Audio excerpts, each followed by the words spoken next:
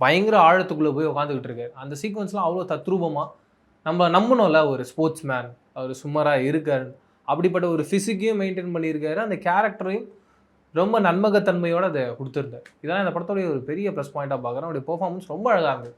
இது ஃபஸ்ட்டு படம் அப்படின்னு சொல்லவே மாட்டாங்க. அப்படி ஒரு எஃபர்ட்டை இந்த படத்துக்காக அவர் கொடுத்துருந்தாரு.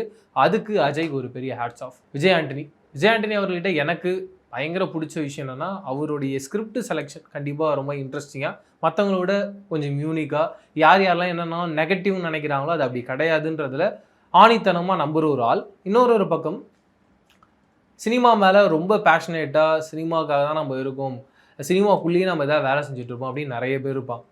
அப்படிப்பட்ட டேலண்ட்ஸ் எல்லாம் கரெக்டாக யோசித்து அவங்கள லாக் பண்ணி அவங்ககிட்ட பேசி திடுதிப்புன்னு அவங்களுக்கு ஒரு சான்ஸ் தருவார். அப்படி இந்த படத்தில் நிறைய இன்ஃப்ளூயன்சஸ் நான் பார்த்துக்கிட்டே இருந்தேன். விஜய் ஆண்டனியோடைய மகளாக இந்த படத்தில் ஒருத்தவங்க நடிச்சிருக்காங்க. அவங்க இதுக்கு முன்னாடி நான் பார்த்துருக்கேன். இந்த கனா காலம் காலங்கள் சீரீஸ் எல்லாம் வந்து நடிச்சிருக்காங்க. அவங்களா இருக்கட்டும், இப்படி ஒரு லிஸ்ட் ஆஃப் ஆக்டர்ஸ் சொல்லிகிட்டே போகலாம். பிரகிடாவாக இருக்கட்டும் சொல்லிட்டு நிறைய பேர், அவங்க எல்லாருக்குமே கரெக்டான ஒரு ஸ்பேஸ் இருந்தது.